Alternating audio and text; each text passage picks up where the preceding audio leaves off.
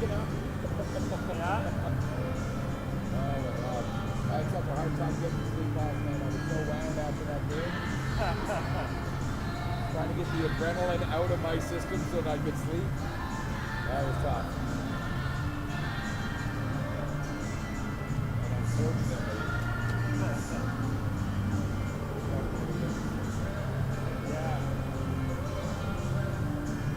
Yeah, it should be, you can do what you can do, I guess. Hey, everybody, right? yep.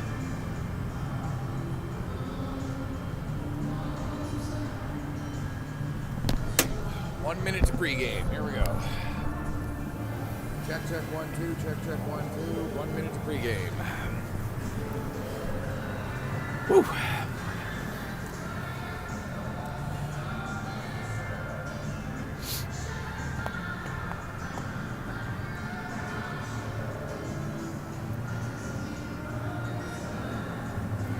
New camera? Yeah, just came in yesterday from Amazon. Except somehow I ordered 2 of them, so I got to send one back because I only needed one. Center up, multiple angles. Yeah, I don't have enough inputs on this thing though, and I don't have the thing that I would need to do switching and whatnot. Yeah.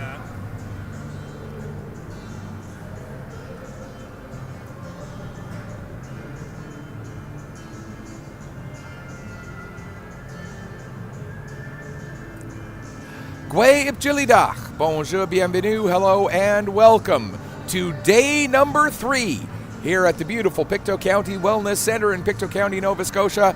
My name is Michael Petter. Thank you so much for joining us here on AO Live, a Petter Sports and Streaming production of the 2025 Atlantic Female U18 Hockey Championship Tournament.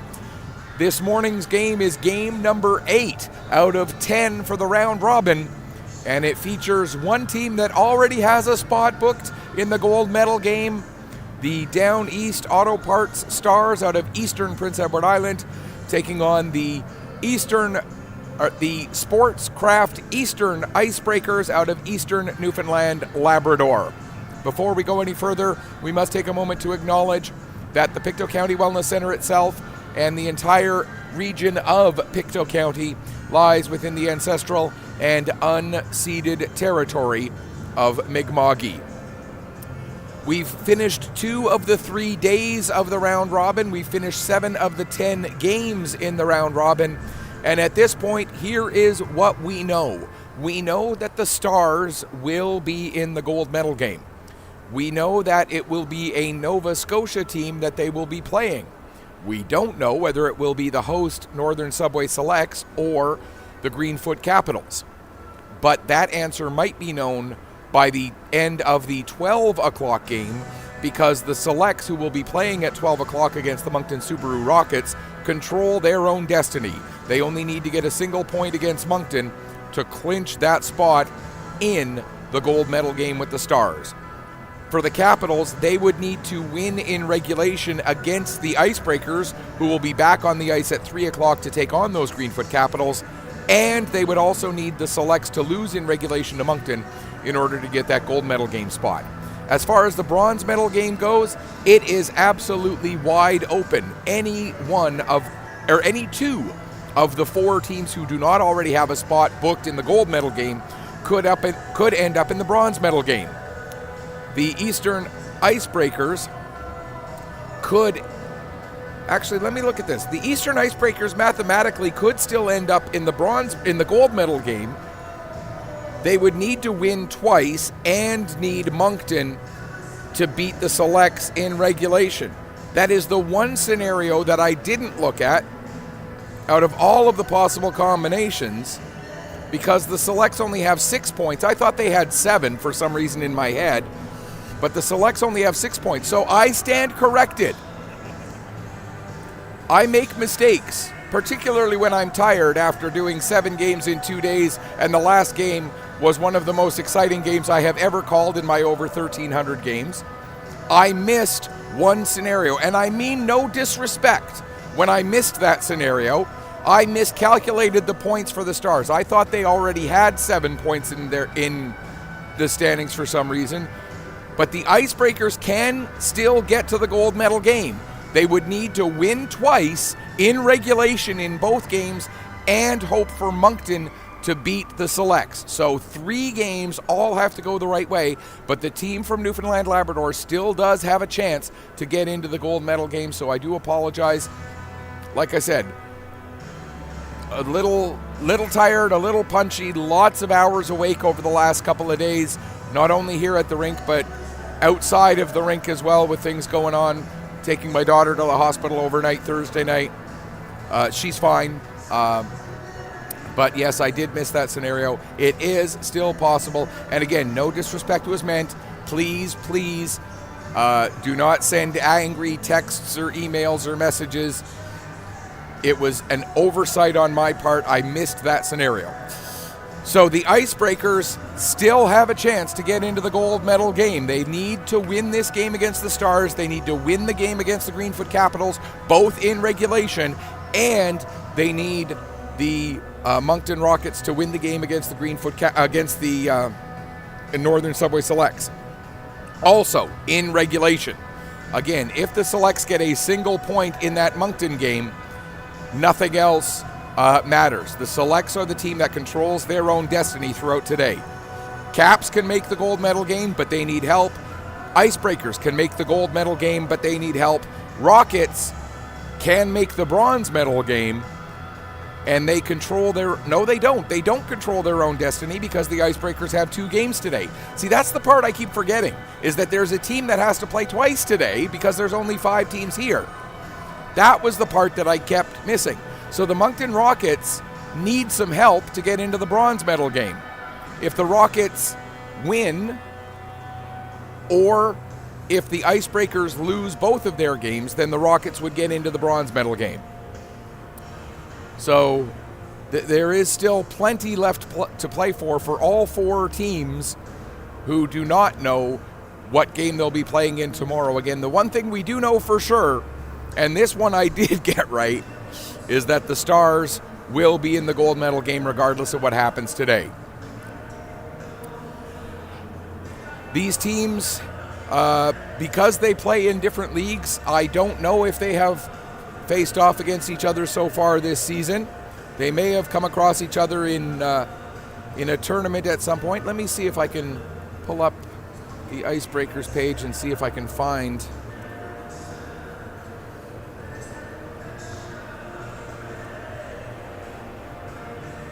if there was a tournament somewhere where they... Let's see here.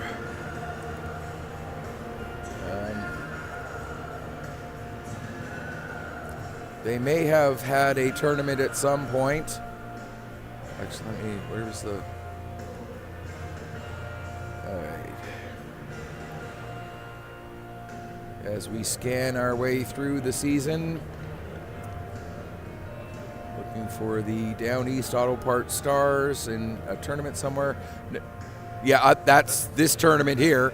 Yeah, so no, as I scan through the Eastern Icebreakers webpage, looking at their past results, various tournaments that they played in and whatnot, I do not see any games against the Down East Auto Parts Stars. So this would be the first meeting of the season between these 2 teams.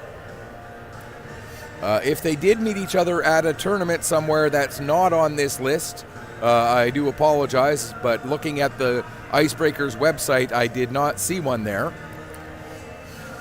So, no familiarity coming into this game. The Stars have won all 3 of their games to this point. Avery McPhee leading the way for them with 3 goals and an assist. Olivia Lowe has been in net for all 3 starts that they have had so far. She will not be getting the start in this game. It's going to be Hallie Blanchard getting the start. Blanchard with some very good numbers in the regular season. 12-3 is her regular season record. 5 of her 12 wins coming by way of the shutout. A 1.60 goals against average, a .911 save percentage. I think it is Katie Windsor getting the start in this game. She did take first reps in warm-up. We're going to use tournament numbers. 0-1 with a 2.0 goals against average and a very, very impressive 959 save percentage, stopping 47 of 49 shots in the game that she played earlier. Her regular season statistics, very, very impressive as well. 13 wins, 6 losses, 1 overtime win, 1 overtime loss, 1 tie, 10 wins by way of a shutout, a minuscule 1.50 goals against average, and a 938 fantastic save percentage. So some great numbers there for Katie Windsor. Unfortunately for the Icebreakers, in the 2 games that they have played, they have just scored 2 goals. Maggie Strong with 1, Ava Seymour with 1. Through the regular season, it was Anastasia Penny leading the way with 53 points, 19 goals, 34 assists. Maggie Strong leading the way in the goals department with 26 goals, 21 assists for 47 points. So, and Kate Sullivan, 36 points. Kennedy Goss, 34 points. Tiana Lambert, 21 goals, 33 points. So this team does have some offensive punch.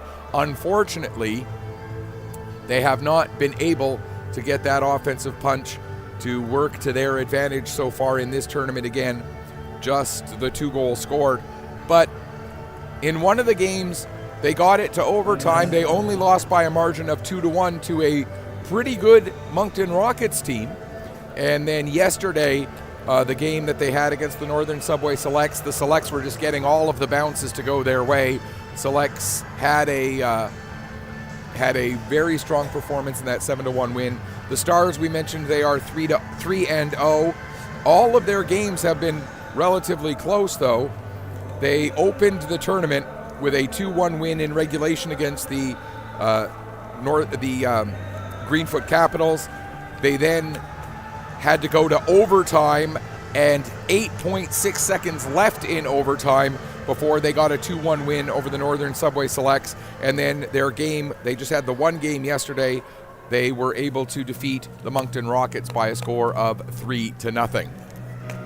Icebreakers are the home team for this game, so they will be in their home blacks with the red trim and the white numbers and letters on the back. The Down East Auto Part, or very much the Ottawa Senators color and striping kind of scheme, going up against the old school Minnesota North Stars. If you're old enough to remember that the team in Dallas used to play in Minnesota. Yes, some of us are old enough to actually remember that, not just have read about it, Stephen. Yeah, there was this guy named Mike Modano who used to play. He played in Minnesota before they moved down to Dallas. Yeah. So think old school Minnesota North Stars for the Eastern Stars in their road whites with the green and yellow, and they will defend the net to your broadcast left for the first and third periods against the Ottawa Senators dressed Icebreakers in black. And it is indeed Katie Windsor getting the start.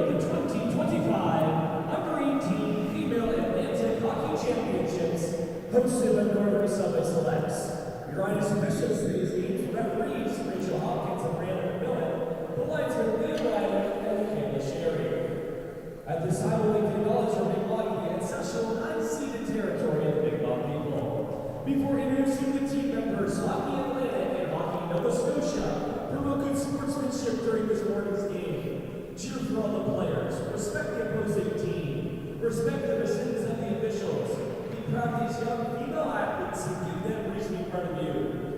First introducing the starting lineups for this team representing Prince Edward Island, the Eastern Stars. Starting in goal, number 30, Hallie Blanchard. Before, number 9, Cameron Reardon. Number 15, Elise Baker. And number 19, Caitlin McGinnis. The next player, 22, Bella Matheson. And number 11, Jesse Doyle. Now introducing the starting lineups for the hometown team representing Newfoundland and Labrador, the Eastern Icebreakers. Starting in goal, number 31, Kate Windsor. For the next player, number 9,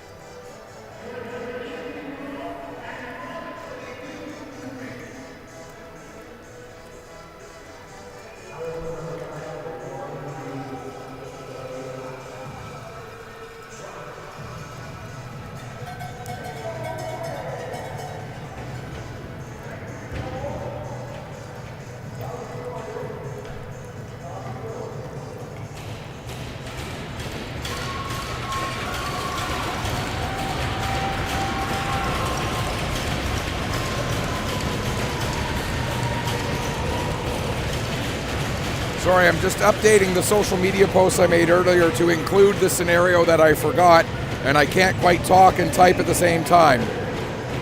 So I don't want to, as we are underway here at the Pictou County Wellness Center, I don't want to slight the Icebreakers in any way, so I want to get those social media posts correct. And right off the bat, we get an icing call against the Icebreakers. So just bear with me while I get these corrections put in here, because again, I didn't intentionally slight the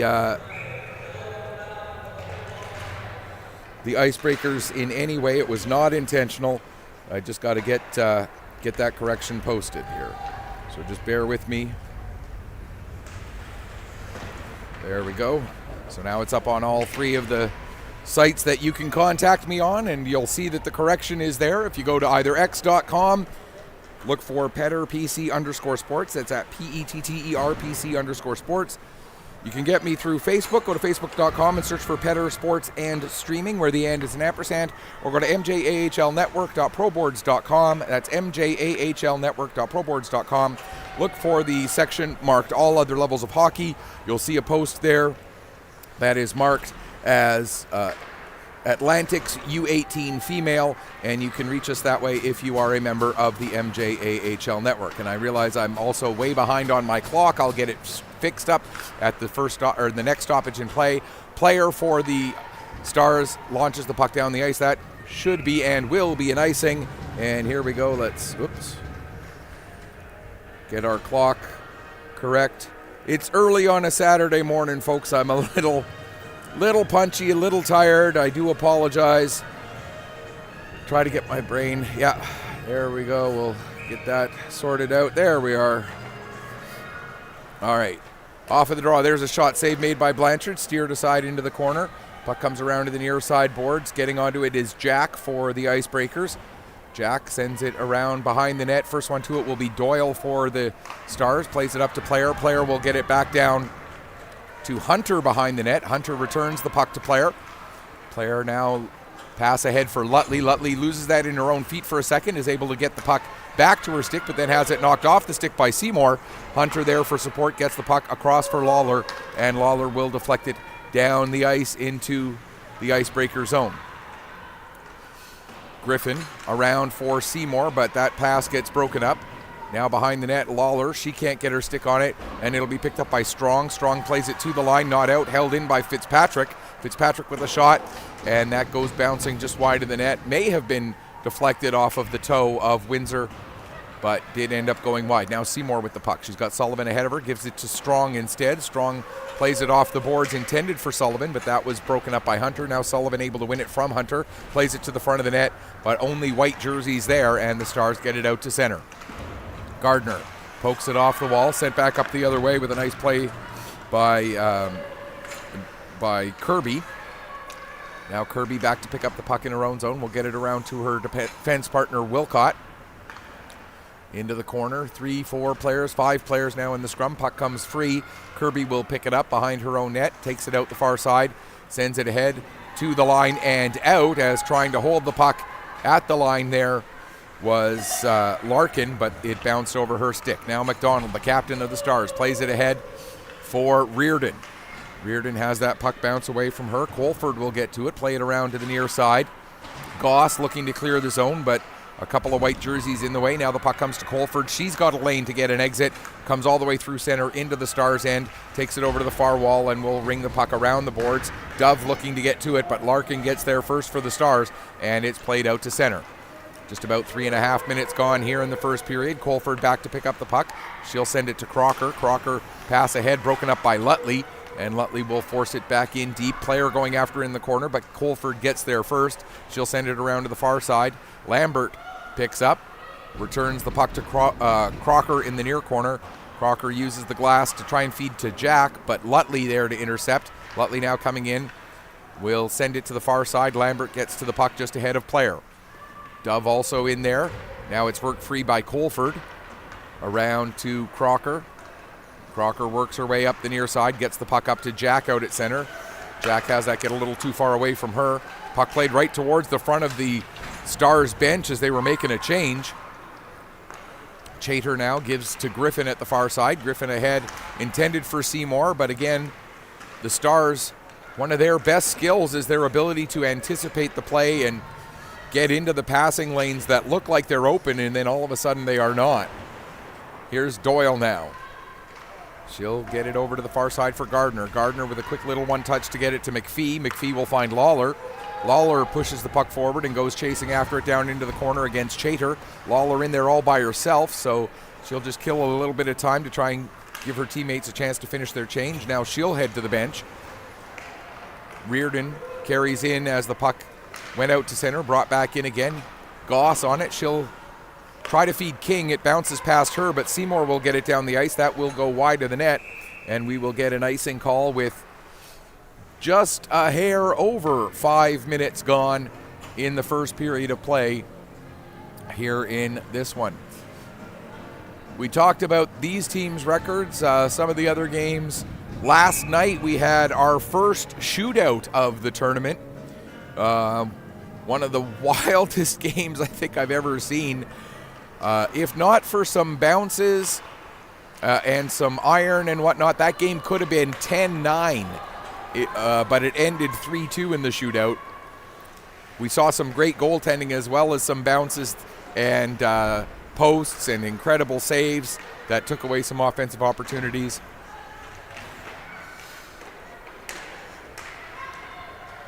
Fitzpatrick plays it up the boards. Wilcott will work it back down the wall. Along the near side, now McInnes gets it out to center. Kirby dumps it right back in, but onto the stick of Fitzpatrick. She'll start to work the puck forward. Gets it up to Mullins. Mullins ahead, but out of the reach of player. Kirby sends it to Wilcott, and Wilcott will play the puck into some open ice on the far side. Jack will get to it. Jack gets the puck past Fitzpatrick, but as it rolls in onto Blanchard, Blanchard able to quickly cover up and hang on, and we'll get a stoppage with just under 6 minutes gone here in the first period of play. Dove to take this draw against Lutley in the Eastern Stars end. McDonald gave it to Larkin, who got it over to Player, back around to the near side for Larkin. She'll poke it ahead. Crocker ties it up at the wall, but then when she went to play it into the middle of the ice, McDonald was the one there to get that puck. McDonald trying to head towards the net. Nice play by Colford to deny McDonald access to the slot, and the puck cleared down the ice, and we're going to get an icing call against the Icebreakers with 13:33 left to go here in the first. Now, how did I get 14 seconds ahead? I only stopped my clock maybe 2 or 3 seconds after they did, but somehow I ended up 14 seconds ahead. All right, Crocker behind the net. Now Gardner will get it in the corner. Larkin at the line, plays it into the high slot, but right onto the stick of Lambert. Lambert attempted to feed Sullivan. That was broken up by McDonald. Sent the other way. Griffin will return it back into neutral ice. Larkin ahead for Gardner. That bounces away from her. Also bounces away from Lawler. Griffin around the boards to the far side for Seymour. Seymour ahead to King. King finds Goss.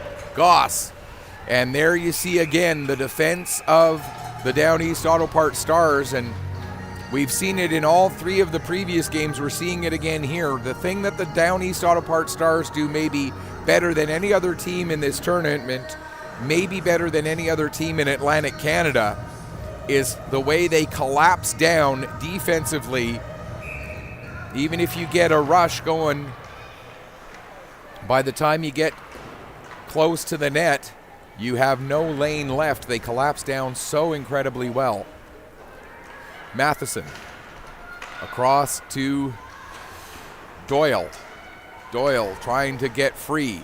Loses the puck, but it'll be picked up instead by Baker. Baker gets it to McInnes, who's able to work it out to center. Newman is able to force the Stars back deep into their own zone. Matheson will pick up here as we approach 8 minutes gone in the first period.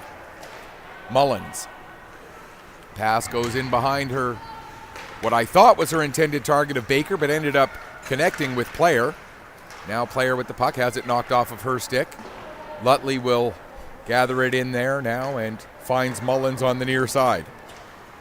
Mullins gains the center ice red line, dumps the puck deep into the Icebreaker zone. Kirby back to get it, up the wall.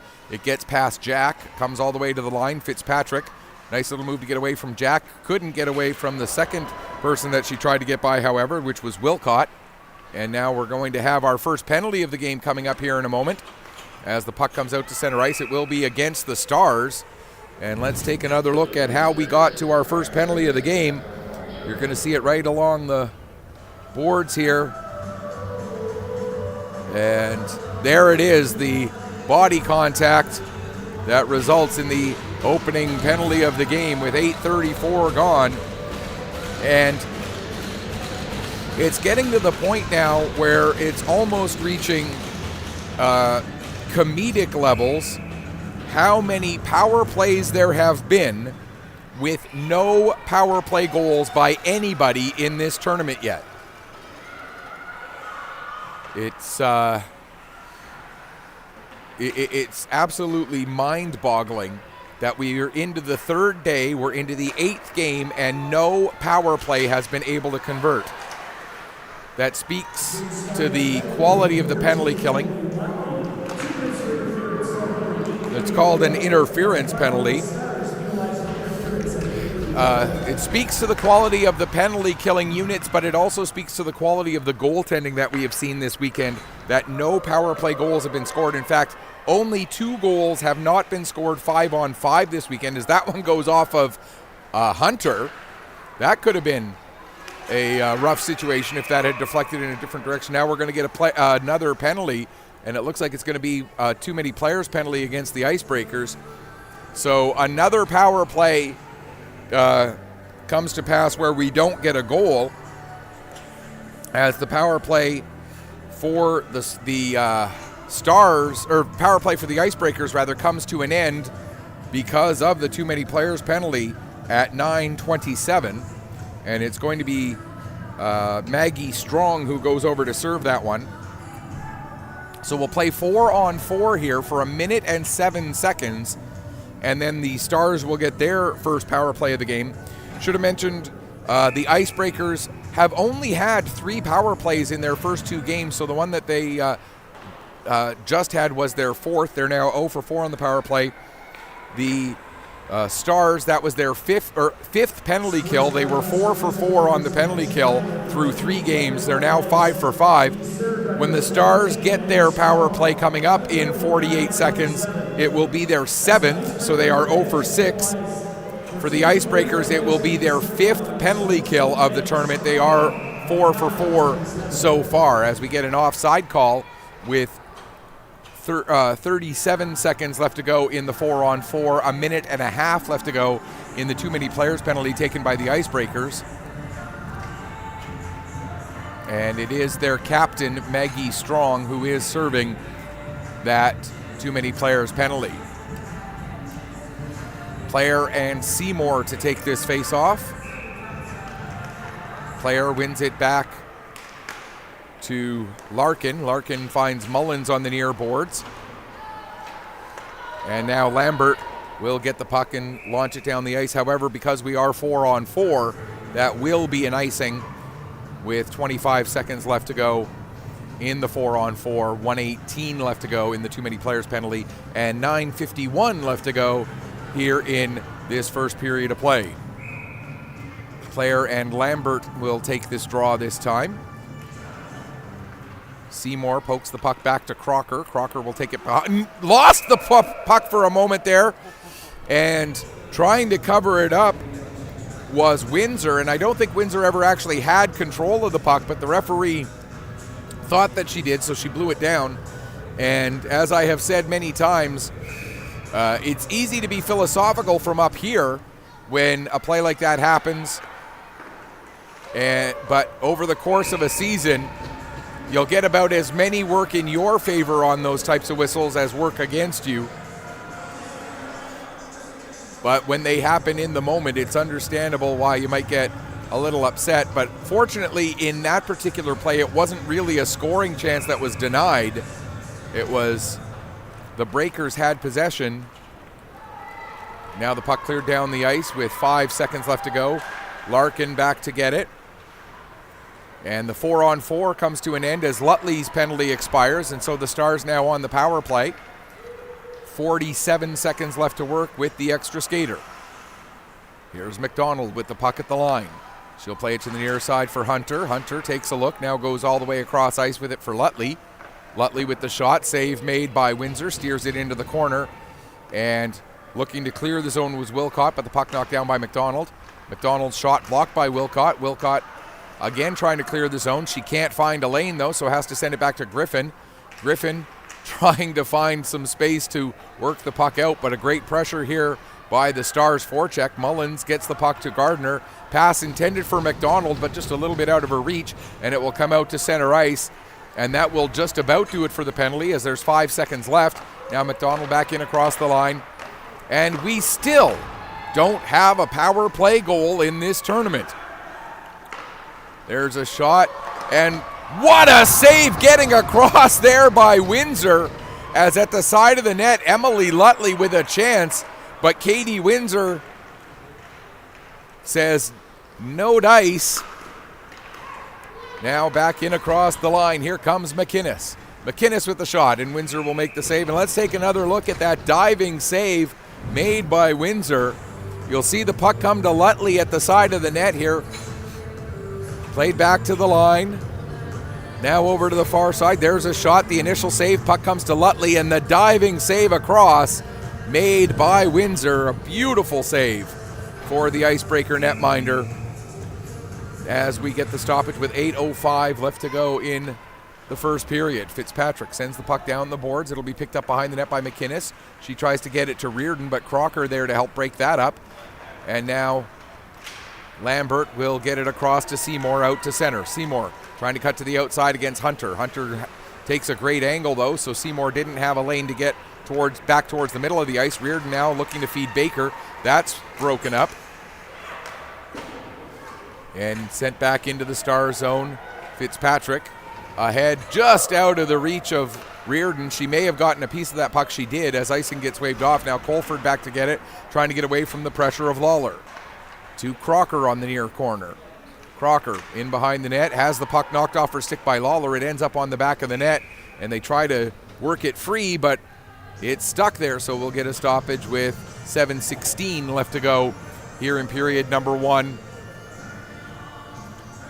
Still looking for the first goal of this game between the Down East Auto Parts Eastern Stars of Eastern PEI and the Sportscraft Eastern Icebreakers of Eastern Newfoundland Labrador. McPhee able to get the puck. She'll play it back to the line for Matheson. It doesn't get all the way there before Strong is able to get onto it. Her pass intended for Newman, just a hair behind her. Now Newman gets the puck up for Sullivan. Sullivan had it knocked off her stick, and now McPhee will gather it in the corner, take the puck behind the net, come out the near side, feed it up to Lawler. Lawler across for Gardner, and Gardner will carry through center. Top of the face-off circle, fires a shot. Nice save made there by Windsor. Now Mullins picks up, sends it down to the corner, takes a bump from King, and the puck will be picked up by Chater. Chater, her pass, gets knocked down by Mullins, and Lutley is there to get onto the puck for the Stars, but she's tied up immediately. Mullins able to get it back to the line. Doyle to Matheson with the one-time shot. That goes just up over the net and then on top of the net, and Windsor emphatically making sure that that puck does not leave the top of the net, because as anybody who's watched hockey for any length of time knows, if that puck does come down off the top of the net, hits the ice, it could bounce in any given direction from there, and no chances need be taken. A quick heads-up play by Windsor. on that one. Goss now tried to make a pass through to Dove, but too many white shirts in the way. Mullins now able to send it in, picked up by Player. Player will take it behind the net. Saw that there was no chance at a wraparound, so she just comes back up to the top of the zone, gives to McInnes. McInnes' shot goes wide. It'll end up at the far boards where Goss plays the puck ahead, but it'll be held in at the line. Now Goss had it back, tried to make a cross ice pass. It was knocked down by McInnes. Wilcott, her pass broken up by Reardon. Reardon looking to go cross crease, but it ends up bouncing past everybody all the way to the near boards. Matheson now trying to get the puck back down to the low part of the zone, but Wilcott knocked that down. Coming over to help out is Baker. She'll take it to the corner, to the front of the net, and Dove with a nice play to make sure that Reardon could not get a shot off. 5:21 left to go here, first period. Still awaiting the first goal of this game. Lambert ahead for Goss. Goss in across the line, takes the shot, and the save made by Blanchard, and she will hang on for a face-off. 5:10 remaining in the opening period of play here between the Eastern Stars and Eastern Icebreakers. Well, one thing we can tell you, Eastern is going to win. That's the only thing we know. Eastern is going to win. Is it Eastern Stars or Eastern Icebreakers? I don't know. But, and I say this with tons of love and respect because I am a huge Saskatchewan Rough Rider fan. It's like the old days of Rough Riders versus Rough Riders in the CFL. You knew the Rough Riders were going to win. And actually, you got a team that looks kind of like the old school Ottawa Rough Riders. And you got a team that they have the yellow in there, but the green and white, the old school Saskatchewan Rough Riders. So we got Eastern versus Eastern, but we've also got Rough Riders versus Rough Riders. Why not? When you get to Saturday morning in a tournament like this, your brain starts making connections that should not get made, perhaps. They're strong with a shot and a glove save made by Blanchard. And again, I say it with all the respect in the world. I'm a huge football fan. Lived in Saskatchewan growing up as a kid, so and it is law that if you live in Saskatchewan, if Saskatchewan is your place of residence for even 3 days, once you have had Saskatchewan listed as your place of residence, you are legally required to be a Rough Riders fan for life. I don't know if you actually knew that, but it is a law. I kid. Larkin over to the far corner. Puck is picked up there by Colford. She sends it around to the near side. It'll be played all the way out to center. Now Larkin across to McDonald. She'll get it ahead for Lutley, and Lutley will fire it back in. Under 4 minutes left to go here. Crocker back over to Colford. Colford returns the puck to Crawford on the near side. Ahead intended for Seymour. That pass gets beyond her, and it will just miss the net. Almost on target, but ends up going just wide of the net, so we'll get an icing call with 3:47 left to go in the first period. Just taking a quick check, seeing how many comments I'm getting about the various mistakes I've been making so far this morning, because there have been a lot of them.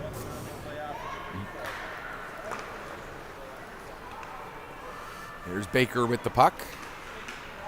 Gets it to Reardon. Colford able to knock it away from her, but Baker right back on it. Now to the line for Hunter, back to Baker. Colford up the wall to Newman. Newman has that bounce past her, however, and Hunter gets the shot on target, steered into the corner off of the save by Windsor. Baker sends it towards the net. It goes off of Reardon and Crocker, who were there, and down into the corner. Crocker wins the battle for that puck there. Now her pass ahead ends up on the stick of Fitzpatrick. Fitzpatrick looking to work her way back into the icebreaker zone. Griffin gathers up the puck there. Ahead for King. King sends it as far as the Stars line. Fitzpatrick across to Hunter. Hunter's pass gets through to Lawler. Lawler with a shot, and the blocker save made by Windsor. 2:40 left to go here, first period. Lawler in the corner. Back to the line for Hunter. To Gardner, her deflection. but the puck blocked by Colford, now sent out to center. Jack looking to get it far side for Lambert. Lambert will chase it down into the corner, goes to play it back to the line, but the only one there was Gardner, as Griffin hadn't been able to get up to into the zone yet. Now Lawler coming the other way. Lawler takes the puck behind the net, out the far side, shot into the traffic, and it rolls through, and Windsor able to find it, and we'll get a stoppage with 2:05 remaining here in the first period. And the face-off will be in the Icebreaker zone. Again, this is the first of 3 games today. Games 8, 9, and 10 of the round robin. At 12 noon, we'll have the Northern Subway Selects taking on the Moncton Rockets, the Moncton Subaru Rockets. And then at 3 p.m. this afternoon, the Icebreakers will be the team that is required to play their 2-game schedule on the last day of the round robin. They'll be back on the ice against the Greenfoot Capitals, sponsored by Greenfoot Energy, playing out of the Halifax metro area. The puck cleared down into the Star zone. Going back to get it is Doyle, being chased by Goss. Doyle plays it into the corner, but the first one to it is Sullivan. Sullivan, though, had 2 Stars on top of her right away. And there again, you see the defensive zone responsibility of the Eastern Stars, making sure that there really wasn't a passing lane for Sullivan once she did get the puck in the corner. Matheson gets to it behind her own net, sends it around the boards and out to center. Colford back to the line. Goss to King. Now here comes a chance coming in for King. King's got a bit of space, gets the shot away, comes off of Blanchard, bounces to the side of the net. And if that puck wasn't bouncing quite so hard, Seymour might have been able to get it under control and get the first goal of the game. Tough chance there for Seymour, but so much bounce on that puck, she couldn't quite get her stick on it. Now it comes to the front of the net, batted away by Blanchard. Under a minute left to go, down under 40 seconds left to go to be precise. Over to the near side wall, McInnes up the boards, held in at the line by King. Sent back down, McInnes trying to clear the zone again, not able to. Crocker now to the front of the net for Goss, but Goss had Doyle right on top of her, so couldn't get much on that shot. And Blanchard able to make the save and hang on. 25.3 seconds left to go in the first period.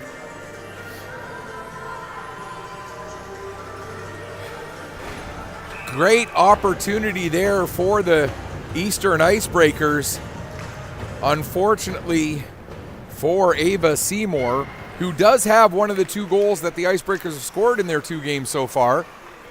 The bouncing puck just not able to sit for her. Now Seymour gets a shot away. That goes off of Hunter and up into the end glass. 10 seconds left to go in the period.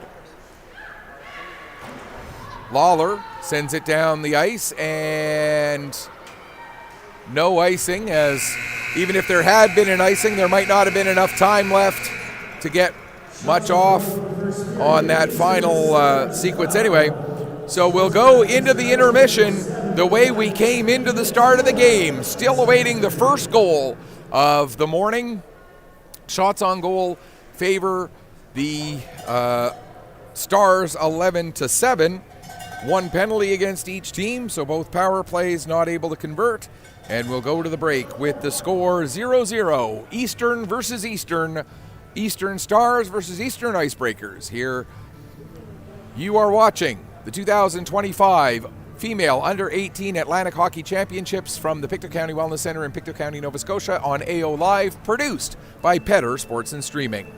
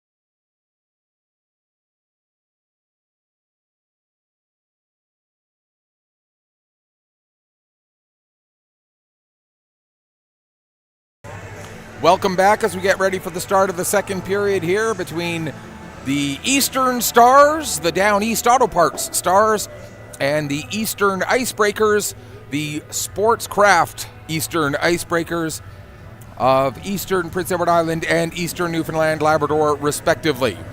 First period summary is going to be a quick one. No goals scored, one penalty against each team. Both teams 0 for 1 on the power play. Shots on goal favor the Stars 11-7. So that covers the first period summary about as quickly as it can be done. Again, this is the first of 3 games today here. We got 2 games left tomorrow after that as well. The bronze medal game, which take your pick out of the teams from Newfoundland, Labrador, New Brunswick, and both Nova Scotia teams. Any 2 of those 4 teams could be in that bronze medal game, depending on how things play out today. That'll be the 9 a.m. game tomorrow. The 12 p.m. game tomorrow will be the Eastern Stars, but will their opponent be the Northern Subway Selects? Will their opponent be the Eastern Icebreakers? Or will their opponent be the Greenfoot Capitals? Selects are the only team out of the 3 that control their own destiny. For the Selects to get to the gold medal game, they need to get their game against Moncton into overtime. They don't need to win. They just need to pick up at least 1 point for getting it into overtime, because if they get 1 point, that would bring their point total up to 7. The maximum number of points that the Capitals can get is 7, but the Selects have the head-to-head win over the Capitals.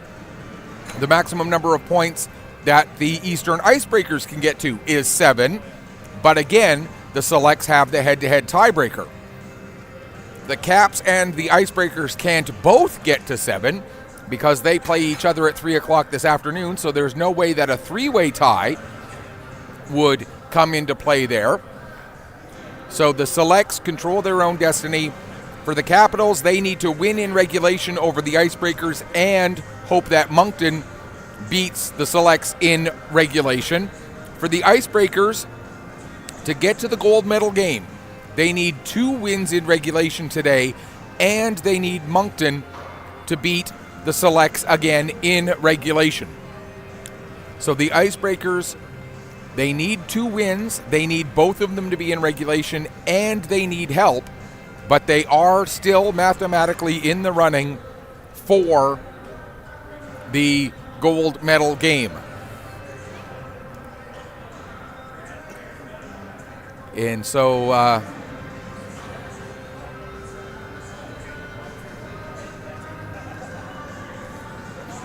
as we get ready for the start of the second period here, Stars will defend the net to your broadcast right here in period 2, while the Icebreakers, in their really nice black jerseys, I gotta say, those are really sharp. Sometimes the simplest jerseys are the best ones, and I really like these Icebreakers jerseys. They're nice, they're sharp, they're clean.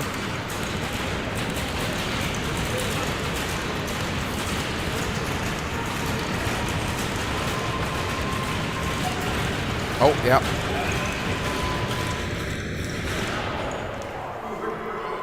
As the second period gets underway, Griffin will play it off the wall into the Stars' end. Matheson back to get it there. She'll wrap it around the wall to the near side. Seymour and Reardon were both there. It ends up going back to Doyle, over to Matheson. Matheson starts to carry the puck ahead. Sends it out to center, but Wilcott right there and dumping it right back in on to Blanchard, who steers it into the corner, and Doyle will start to work her way forward. Doyle up for Reardon. Reardon does get a piece of the puck. Goes chasing after it, but Crocker will get there first. Crocker. That'll miss everybody as it goes down the ice, and icing will be called with 41 seconds gone. Oops. Slow reaction time. I hit to restart the clock and then left it for just a hair too long. Story of my weekend. Just can't quite get that clock to sit quite right. Off the face-off, Lutley gets it back to Fitzpatrick. Fitzpatrick Get some help from Lutley. Now back to the line, Hunter. Hunter with the shot, the save made. And hanging on for a face-off there is Windsor. 51 seconds gone in the second period.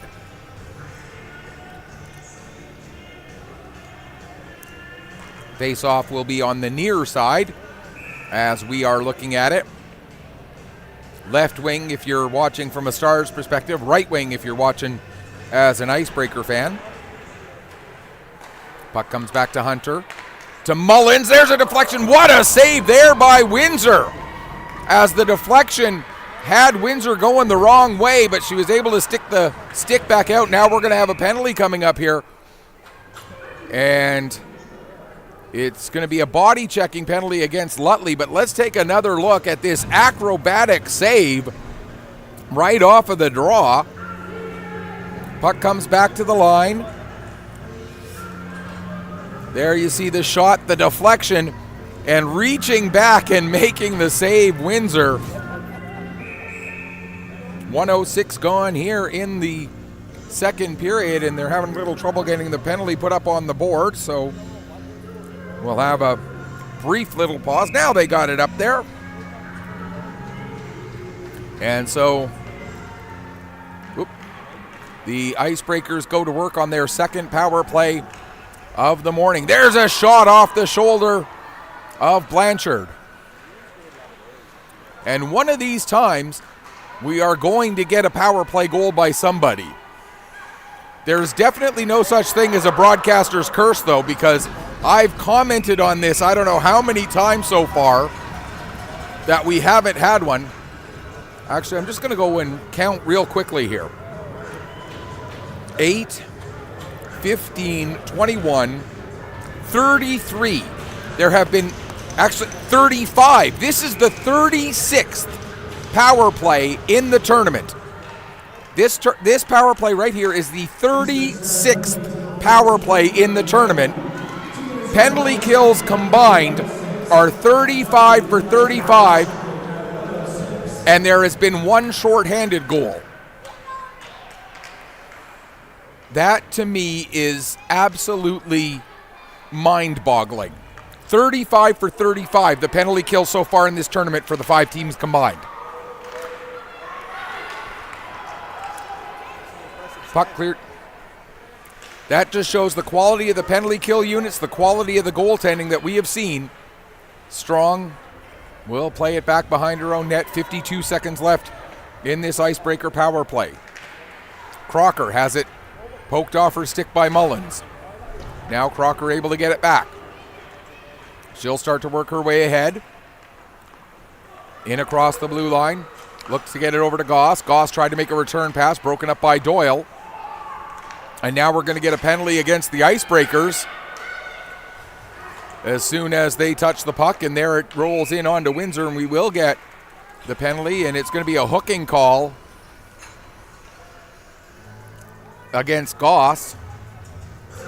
So that will bring that power play to an end. So now 36 for 36 on the penalty kill. And power play number 37 will start 23 seconds from now when the 4-on-4 comes to an end. The 2-minute hooking penalty taken by Kennedy Goss. McDonald plays it ahead for Gardner. Gardner tries to cut to the outside. Wilcott takes that lane away. Puck goes up into the air, comes back down. Wilcott will send it up the boards, but Hunter right there. Stars now on their power play. There's a shot, save made by Windsor. Now Hunter with it at the line. 1:25 left to go in the Stars' second power play of this game. Here's Lutley. To the line, Hunter. Hunter stepping in. Across to McDonald. There's a shot. Nice blocker save made by Windsor, as she was able to get herself square to the shooter and get the blocker up there for the save. Puck comes off the end boards. Lutley sends it far side. Hunter back to Lutley on the near wall. To the middle of the ice, McDonald. Her shot ends up hitting Gardner. Bounces to Hunter. And finding it and covering up for a stoppage is Windsor with 16:05 left to, or 16:04, left to go in the second period. 47 seconds left to go in the hooking penalty to Kennedy Goss. Strong and McPhee to take this face off. Now McPhee will get waved out of the circle. Baker will come in to take the draw instead. There's a shot, save, rebound, second save. What a save again by Katie Windsor. Oh my goodness. But those are some nice saves. Now here's Baker with the puck, ahead for McPhee. McPhee cutting to the outside against Crocker. Crocker able to take her all the way into the boards. Baker comes in, picks up the puck, gets it to the line for Fitzpatrick. Fitzpatrick across to the far side for Doyle. Doyle has that skip away from her, and Seymour will launch it down the ice. 8 seconds left to go in the penalty. Penalty killer's about to be 38 for 38. And now the penalty expires. Player with the shot and the glove save made by Windsor. But let's look back at a couple of saves earlier in this sequence. Almost right off of the draw. You see the first shot saved, the second shot getting over and getting the leg out to make the stop and keep this game knotted up at zeros.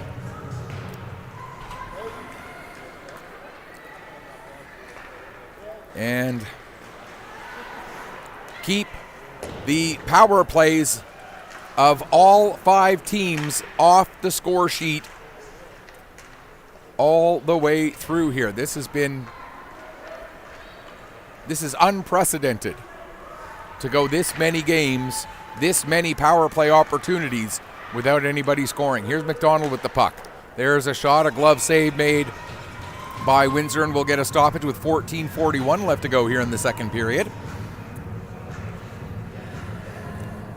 Again, just 2 goals in this tournament, not scored 5-on-5. We had a penalty shot goal in the very first game of the tournament, scored against these Down East Auto Parts Stars by the Greenfoot Capitals. Ava Beaton with the penalty shot goal. And then a short-handed goal scored by the Northern Subway Selects Anna MacArthur against these Eastern Icebreakers. McPhee with the puck. Ahead for Gardner. Gardner has that deflected away. Now there's a chance for McPhee, and another nice save right at the end of the sequence there. As Katie Windsor can send this game tape, or just about any game tape from this tournament, to recruiters pretty much anywhere. This is a young goaltender with an incredibly bright future. There's a bit more routine of a save as she steers the puck over the far corner. Crocker plays it ahead. Fitzpatrick will hold it in at the line. Crocker now up the wall. Fitzpatrick holds it in momentarily, but Goss able to get it out to center. Hunter quickly across to get the puck and now bring it back into the zone. Her shot goes off of Colford and down into the corner. Set back to the line again for Hunter. Save, rebound, and the puck will be cleared away, but only as far as the line. Hunter keeps it in again off the end boards. Mullins tied up by Crocker. Crocker able to poke the puck ahead for Newman. Newman can't get it out of the zone as Hunter knocks that one down. Hunter's shot blocked by Crocker. Crocker and Goss, a little bit of a miscommunication there, but they're able to recover and get the puck out to center ice. King takes a bump, but the puck comes to Newman. Newman will just softly send it onto Blanchard, and Blanchard will cover up and hang on for a stoppage. 13:06 left to go in the second period.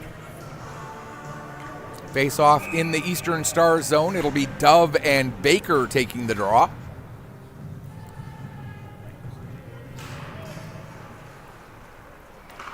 Doyle able to get the puck ahead, and out to center it goes. Reardon and Griffin on the race. Griffin gets to the puck first, but then Baker following up will send it down to the end boards where Reardon was waiting for it. She's still tied up by Griffin. Now the puck goes back down there. Chater will get it ahead to Griffin. Griffin up the wall to, that was Jack. Now out at center. Baker has it knocked off her stick. McInnes following up. She'll get it back into the icebreaker zone as we reach 7.5 minutes gone here in the second. Still awaiting the first goal of this game. Griffin behind her own net. Has players coming at her from both directions, so went to make the pass, and then Lawler was there to intercept. Great pressure on the forecheck there by the Stars. Now a shot by Matheson goes high. Matheson gets it back again. This time the shot's lower, but the save able to be made by Windsor. Exactly 12 minutes on the clock, the official clock. I got 11:59 on mine, but the official clock says 12 minutes exactly left to go here in the second period.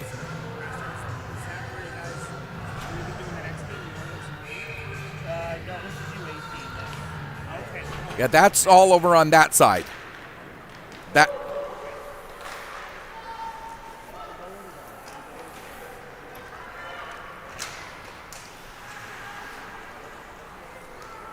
Sorry, I just got a question from somebody who's looking for a game that's over on the Bell Alliant Arena.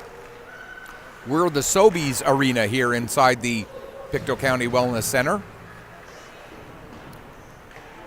And unfortunately, sometimes because my broadcast position is kind of in amongst the crowd, sometimes I do get people coming up to me and asking me questions while I'm talking into a microphone with a headset on. They still try to ask me questions.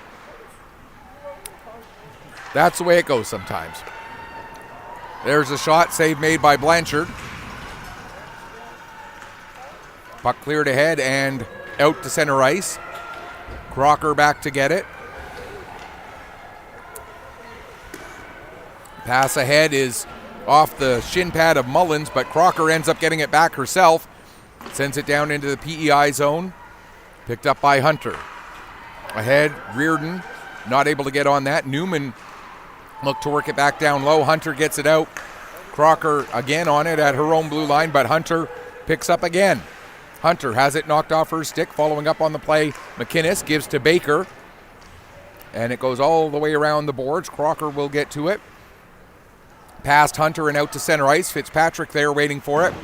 As we're just 20 seconds shy of the midway point of this game.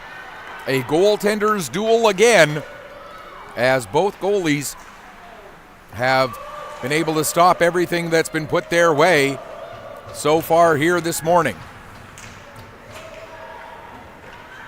Pass ahead for Gardner. Gardner in across the blue line. Gardner down below the goal line. Gardner takes it up the near side wall to the top of the zone. Now plays it off the boards into some empty space. Gardner then tried to dive to finish a pass, but King intercepts, and King sends it just within reach of Fitzpatrick to deny King a chance to get around and deep into the Stars' end. Now Gardner with the shot. And what a rebound control by Windsor there, as she saw there were a couple of Stars coming in, and she made sure she kicked that puck exactly to where neither of those Stars forwards would be. That is incredible rebound control, threading the needle like Brad Gushue putting a draw through a bunch of guards in front of the house. Yeah, I'm also a big curling fan. Or I should say Brad Jacobs, seeing as he's representing Canada at the Worlds right now. But I figured, since it's the Newfoundland team, I should probably use the Brad from Newfoundland, not the Brad. And I'm a huge Gushue fan as well, I gotta say. Love Team Gushue. Of course, during the Briers, I kind of have to cheer for Team Nova Scotia, but if it's not Nova Scotia, love watching Gushue play and the way his team throws that rock. Doyle sends it down into the corner. Player out front for Lutley, and that pass just off target. Griffin turns, works her way ahead, gets the puck up to Jack. Jack, though, has it poked off her stick by Matheson. Griffin gets it back again, sends it into the Star zone. Back to get it is Doyle. Doyle. Her pass gets up to Mullins. Mullins will find Lutley, who will just send it the rest of the way down the ice. Player gets to it in the corner, wraps it up the boards. Stars have to be careful as they're making a change as that puck comes right to the area in front of their bench. Now they get the change completed and have the pressure on inside the Eastern Icebreaker zone. 8:10 left to go here, second period. Still awaiting the first goal of this game. 48 combined shots, 30 of them by the Stars, 18 of them by the Icebreakers. But 48 combined saves, 30 of them by Windsor. And there's number 31 for Windsor, as she will hang on with 7:50 left to go. 31 saves for Katie Windsor so far in this game. Put that together with the 47 saves she made in her previous start. That's 78 saves that young lady has made so far in this tournament. Absolutely stellar performance for the Icebreaker netminder. That one just about fooled her, though, as it was deflected from in close. The redirection, not sure whose body it went off of. It did go off of an upper body and then just wide of the net. Reardon has the puck taken off of her stick. Nice play by King. Baker able to win it back, though, for the team representing the eastern half of Prince Edward Island. There's a shot deflected, and it goes just wide. I think it might have gone off the shin pad of McInnes, and that redirect just wide of the net. And it's going to take something like that for either one of these teams to get a goal in this game. You think it's going to have to be some sort of an odd bounce or some sort of deflection in close that a goalie's just not going to be able to react to, is going to be the only thing that's going to get by either of these goalies here in this game. Here's Gardner with the puck. To the front for McPhee. There's a chance, and she scores! And it wasn't a deflection, but it was a one-time touch right in front of the net. You see the great hustle by McPhee as she heads towards the net, and the pass perfectly onto the tape. And we get finally the first goal of this game, and it is scored by the Down East Auto Parts Stars.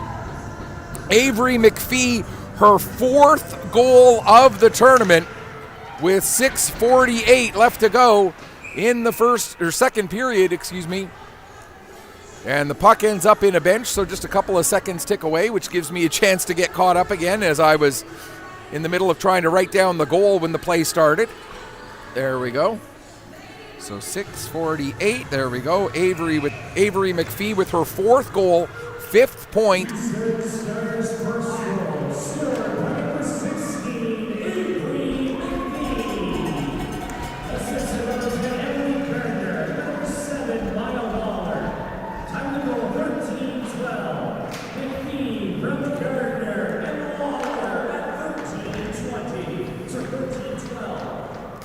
So once again, Avery McPhee, her tournament-leading fourth goal, ties her for the tournament lead with her fifth point, assisted by Emily Gardner and Maya Lawler at 13:12 of the second period, and the Stars are in front 1-0.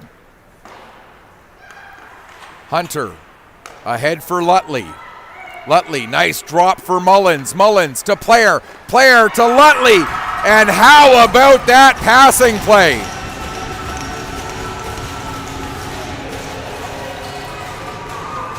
Mullins to Players to Lutley. As beautiful as Tinkers to Evans to Chance, as we take another look at this passing play. Myers to Player. Sorry. Mullins to Player to Lutley into the net.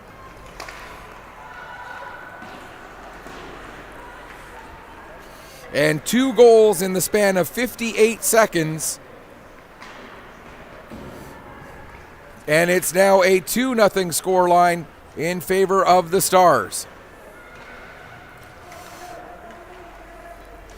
And both of those goals just have to tip your hat to the Stars and their passing play.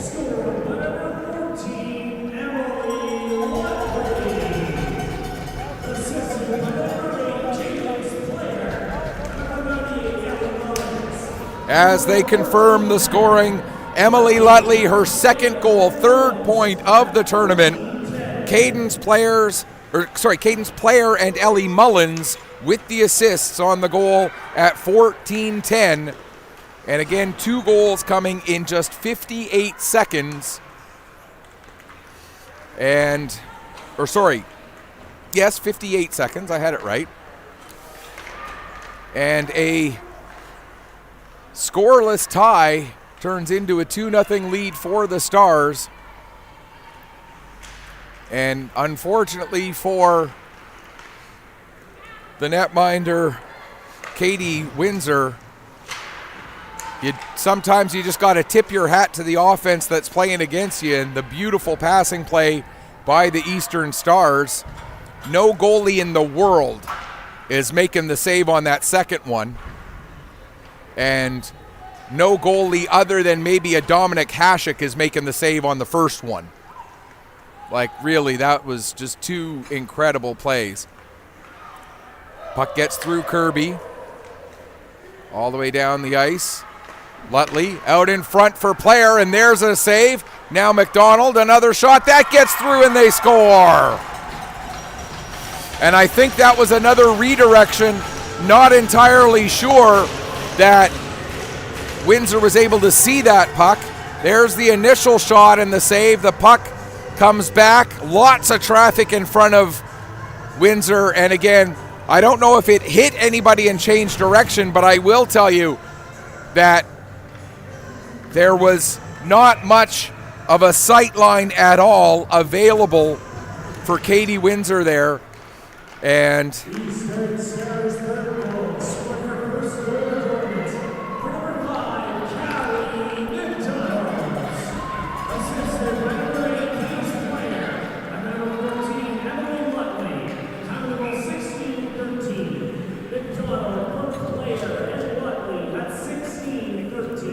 so Callie McDonald gets her first goal, first point of the tournament, assisted by Caden's Player. That's her second helper of the morning.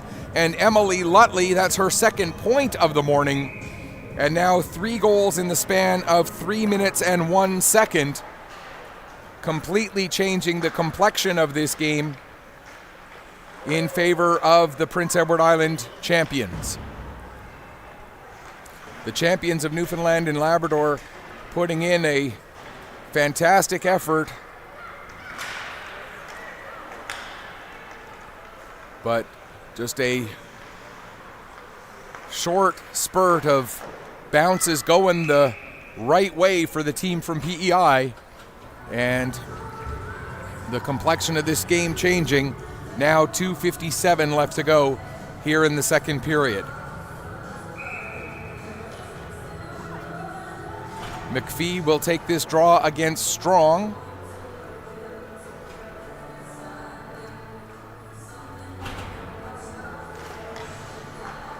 Puck comes right to the front of the net for Lawler.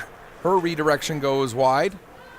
Now Gardner bringing it up the boards, cycles it back down low. That's kicked away by Chater. Chater's kick ends up on the stick of Gardner, who fires another shot. Now Gardner with yet another shot. That's off the shin pads of Strong and down the ice.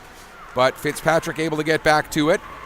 Sullivan will pick up now. Her dump in ends up hitting Strong. Sullivan back on the puck.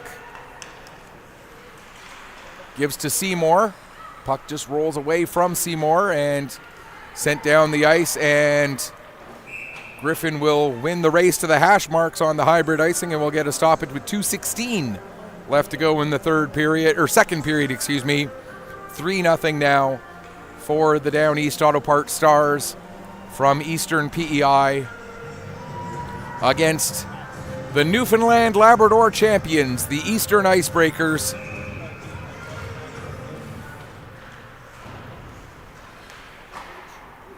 Gardner with the puck. Set it up for McPhee. McPhee couldn't clear the zone as Goss kept it in. Now Hunter will play it out. Picked up by Lawler. Lawler will just softly send it to the end boards, go chasing after it herself. She'll get tied up by Griffin. Griffin loses her footing. Lawler now loses her footing. Neither player taking the other one down, but both of them just getting caught up and losing their footing. 1:51 left to go here, second period. And we'll have the face-off inside the icebreaker zone to the left of Katie Windsor. King and Lutley to take the draw. As linesperson wants to make sure everybody's out of the face-off circle before she drops the puck. Now Mullins below the goal line takes a bump from Kirby, gets the puck over to the corner. Wilcott will play it ahead, and Goss carries out to center, ends up losing the puck in the feet of the linesperson. And then Mullins runs into an icebreaker defender as she gets the puck back into the zone, bringing it towards the front of the net. Player, she couldn't get a shot away as she was tangled up. Now the puck gets to Goss. Her pass broken up by Lutley, held in the zone, sent back down to the end boards. It'll come around the boards to the near side. Wilcott gets to it there. Wilcott across to the far side for Goss, and here comes Kennedy Goss. Drop pass for King. King gets the shot through, but it goes bouncing down towards the corner after deflecting off of a Stars defender's stick. Into the final minute of period 2. Here comes Doyle trying to cut around Colford. Doyle lets the puck go through to Reardon. Reardon gets it to the front of the net, but it'll be deflected away and then onto the stick of Lambert. Lambert gives to Dove, and Dove trying to get a step on Mullins, but getting over to help out is Baker. Or sorry, it wasn't Mullins, it was Matheson, excuse me. Now out to center, Colford will bring it back in, but just offside against the Eastern Icebreakers, so we'll get a stoppage with 27.4 seconds left to go here in the second period. And we'll have McPhee and Dove to take this draw. Lawler for McPhee. McPhee to Gardner. Gardner coming in, fires a shot, and the save made by Windsor. 17.5 seconds left to go.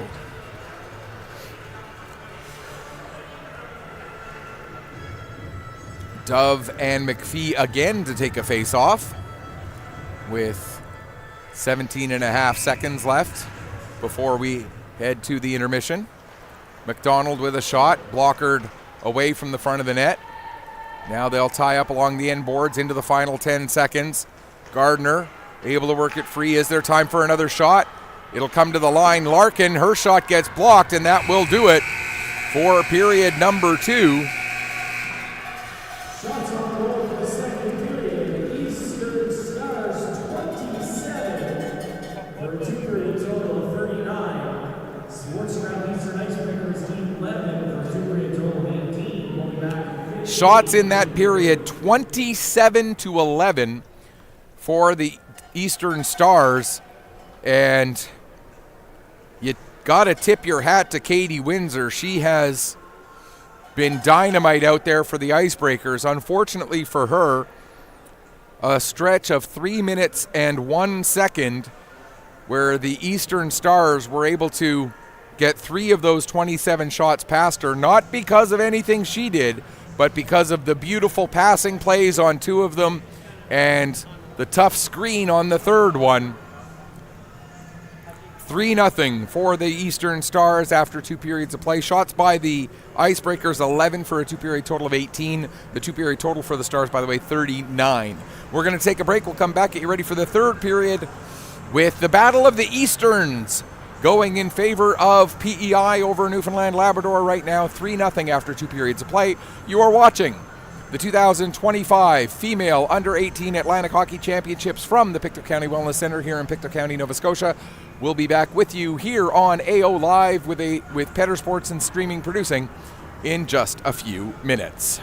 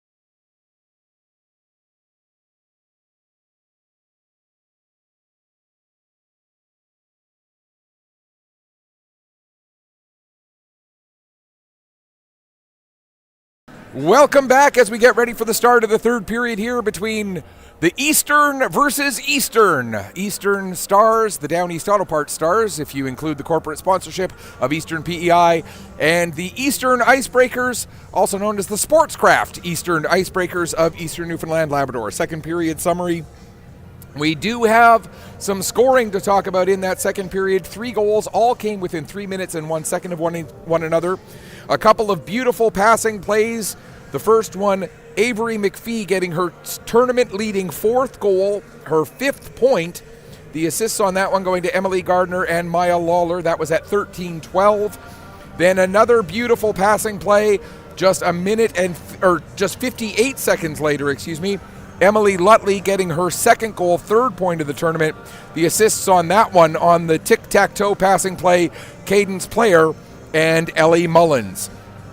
Then at 16:13 of the second period, a screenshot through a whole bunch of traffic taken by Callie McDonald to give her her 1st goal and 1st point of the tournament. Cadence Player gets her 2nd assist of the game. Emily Lutley her 2nd point of the game on that one. 2 minor penalties called in that period. Both teams, or one against each team. Both teams still have yet to score on the power play.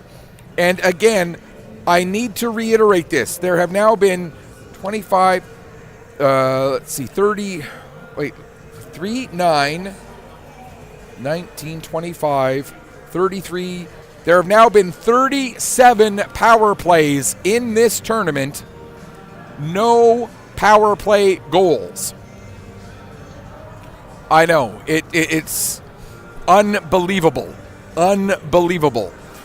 And shots on goal in that second period, 27-11 for the Eastern Stars against the Eastern Icebreakers, 11 shots on goal. The 2-period total 39-18. And just in case you were not here when I mentioned it earlier, or just in case you have forgotten, let's talk about the implications of not only this game, but the other 2 games today. We know, regardless of what happens in this game, that the team from PEI, the Eastern Stars, will be in the gold medal game tomorrow.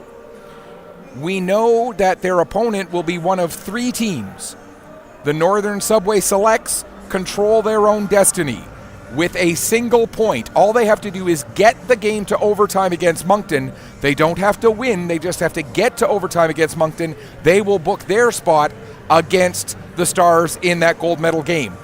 If they lose in regulation, that opens the door for possibly the Greenfoot Capitals, who are the champions of Nova Scotia, who play out of the metro area, or these Eastern Icebreakers to get in to that gold medal game. For the Capitals, they need to win the game against the Icebreakers at 3 o'clock this afternoon in regulation. For the Icebreakers, they need to not only win that game against the Capitals in regulation, but they also need to win this game in regulation in order to have a chance at the gold medal game.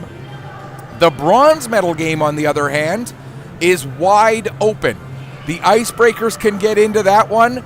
The Moncton Rockets, who are the only team as of this moment mathematically eliminated from contention for the gold medal game, can get into the bronze medal game.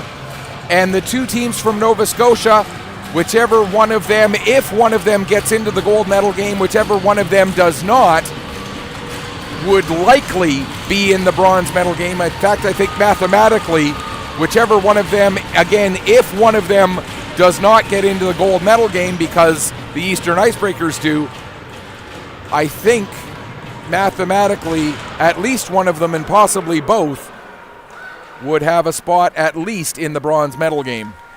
But again, I'd have to look at the different combinations and permutations of potential outcomes of games and whatnot.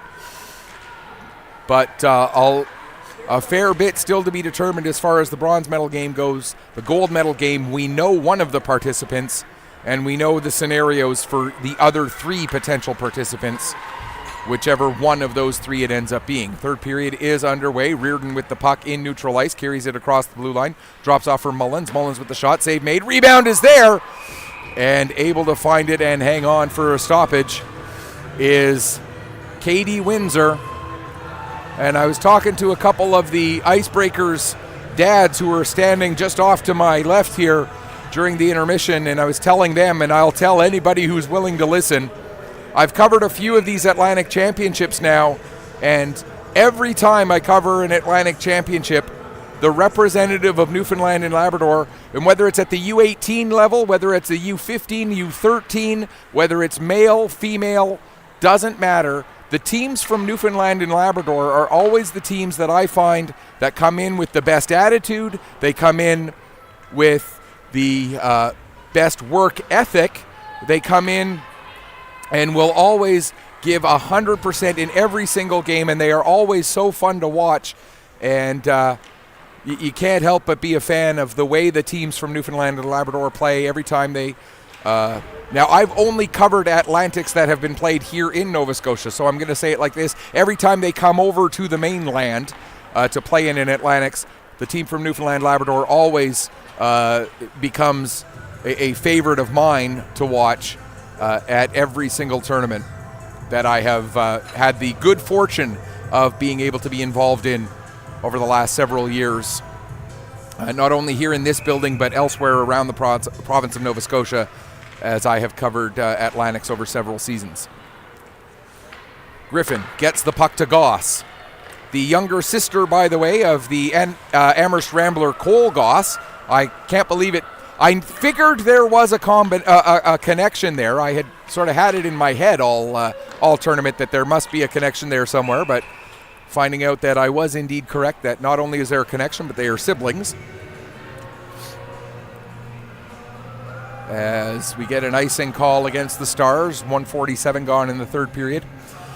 2 more games today at this tournament, and then 1 more game later tonight in this building. Not available on this streaming service, but more work for my vocal cords, as it'll be game 2 of the best of 7 Eastlink South Division final between the Truro Bearcats and the Pictou County Weeks Crushers. My 16th season covering the Crushers, and looking forward to what will be a great playoff game tonight. The atmosphere is going to be absolutely insane in this building. If you have not watched a Maritime Junior A Hockey League game and have not watched a game between Truro and Pictou County, think Edmonton, Calgary, mid-80s. Think Toronto, Montreal, whenever. Think Toronto or Montreal, Boston, whenever. The rivalry is that intense.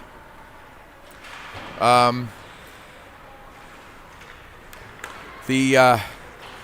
the broadcast crews get into it a little bit with each other, all in good fun when it's the broadcast crews. But, the trash talk between us and the guys who do the games down at the Rath Eastlink Community Center in Truro gets pretty intense. Again, all in good fun, though. McInnes gets the puck up the wall. Crocker able to hold it in at the line. Down the boards, Larkin will pick up there for the Stars. Around him, McDonald. It gets beyond her. Reardon trying to chip it past Colford, but Colford keeps the puck in the zone, and then Seymour able to work it back down. McDonald picks up below her own goal line. 2:50 gone here, third period. Crocker tries to get the puck towards the net. It goes off the leg of Baker and up over the glass and out of play, and we'll get a stoppage with 17:05 left to go in the third period. Again, Icebreakers, as of this moment, still with a chance to get to the gold medal game, but they're going to need to find 4 goals in this period because they must win in regulation. In this game, win in regulation against the Capitals, and hope for Moncton to beat the Northern Subway Selects in regulation, but they can still make the gold medal game. They very much control their own destiny for the bronze medal game because they are the only team that has 2 games left, as they'll play this one and then again at 3 o'clock against the Greenfoot Capitals. Goss gets the puck. Down for Newman. Newman kicked it over for King, but King was tied up by Doyle. If Newman had tried to turn and get a shot away herself, she might have been able to get a better chance there. Unfortunately, couldn't get the puck to her stick, had to kick it. And when she kicked it over to King, King was tied up by Doyle. Here's Doyle with the puck now. She'll play it ahead. It goes it goes to Newman, who will then send it back in deep, and the Icebreakers will get some fresh legs out onto the ice. Played up to Gardner. Gardner tries to go cross ice with that pass. It goes off of Jack. Jack able to get it back. And so far in this third period, the play has been pretty much all to our broadcast left inside the Stars zone. Great pressure by the Eastern Icebreakers. Now Griffin back into her own end. Goes to play it ahead. It goes off of Gardner's stick right back to Griffin. She'll get it up to brain stop work Lambert. There we go. Hunter ahead for Baker. Back to Griffin, over to Chater. Chater gets it up to Jack, but Jack has it deflect off her backhand side and onto the stick of McInnes. McInnes with a backhand shot. That goes wide, comes off the end boards. Able to get to it in the corner is Reardon. She'll play it to Baker. Baker has that shot blocked by Lambert. And now Fitzpatrick trying to find a shooting position, not able to do so. Sends the puck down low. Played over into the far corner. Chater going after it. Getting there just ahead of her, though, is Baker. Great play by Emily Baker to get body position against Griffin. Now 4 players in there scrumming. Referee yelling at them to work the puck free as we pass 5 minutes left to go, or 5 minutes gone, here in the third period. Now around to the near side and worked up the boards by Chater. Out to center ice, across to the far side, and bringing it right back in again is Hunter. Hunter with the shot, blocker save. Hunter gets the rebound, plays it towards the slot, but the only players there were wearing black jerseys. Now we got a 3-on-2 coming the other way. Lambert fires it on. Sullivan goes after the rebound, tried to get a shot on target again, but unfortunately that shot ends up getting blocked. Icebreakers trying to work the puck back down low. That'll get intercepted and sent out to center ice. Ellie Mullins working her way forward. Chops at the puck, but Seymour able to give to Sullivan, and now Sullivan will take it behind the net, out the far side, plays the puck up the boards. McDonald gets to it, fires a shot on target. That's steered away by Windsor. Now King up for Crocker. Crocker, her pass just a hair behind Seymour. That will allow McDonald to gather it in, play it over for Larkin, who sends it down the ice. That'll miss everybody, but it'll come right towards the front of the net, batted away, and Gardner will get to the puck. Now Gardner fires a shot and scores! Emily Gardner with the goal. And again, I think this might have been a situation where Windsor didn't see it. Yeah, you could see there was some traffic in front of her, and I don't think Katie Windsor saw that puck at all. And with 13:39 to go, it's now 4-0 for the Eastern Stars. Emily Gardner with the goal. That'll be her first goal and 4th point of the tournament. Her 2nd point in this game after assisting on the goal by McPhee that opened the scoring.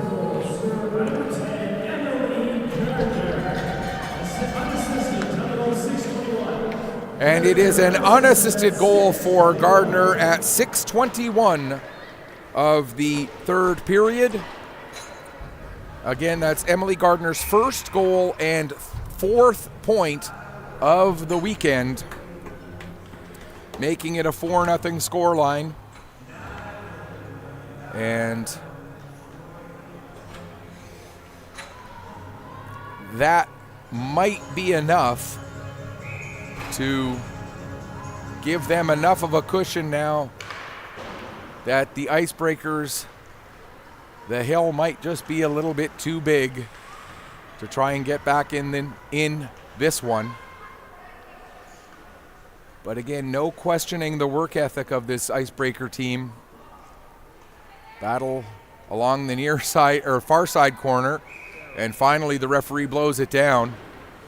7:18 gone in the third period.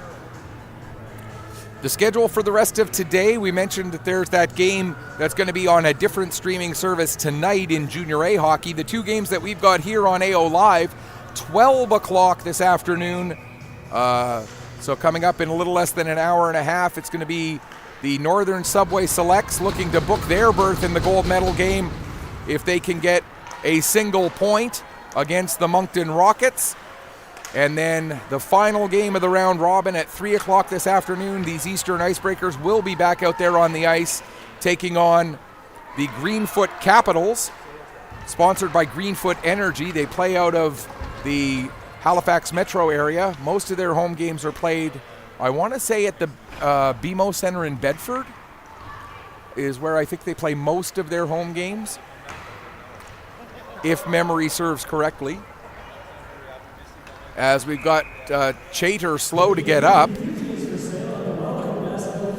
Didn't see what exactly happened to Chater there, and we didn't hit the button to get a replay. But whatever it is, she is in quite a bit of discomfort. And you never want to see this happen to anybody.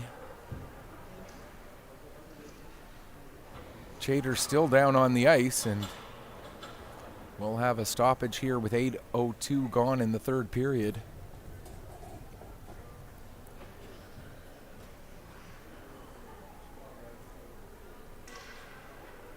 As they'll get her back to her feet. And putting absolutely no weight at all on that right leg. I didn't see exactly what happened, but obviously something with the right leg. And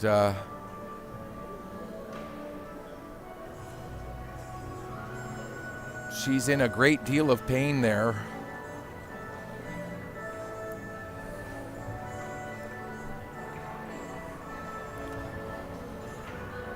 And safe to say we won't see her back for the last 11 minutes and 58 seconds of this game. And the way she was not able to put any weight on that leg at all, we may not see her in the game this afternoon against the Capitals either. And obviously hoping for the best, that it's just a real bad Charlie horse or something and it'll work itself out.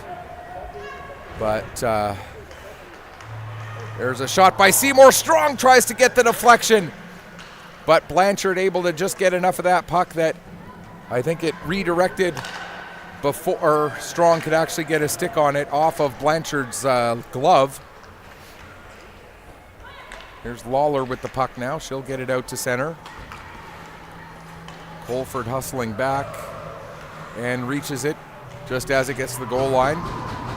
Gardner ends up losing her footing as she goes behind the net. Went down all on her own there. And now here's King with the puck. Cutting to the outside. Gets it towards the front of the net, just out of the reach of Goss.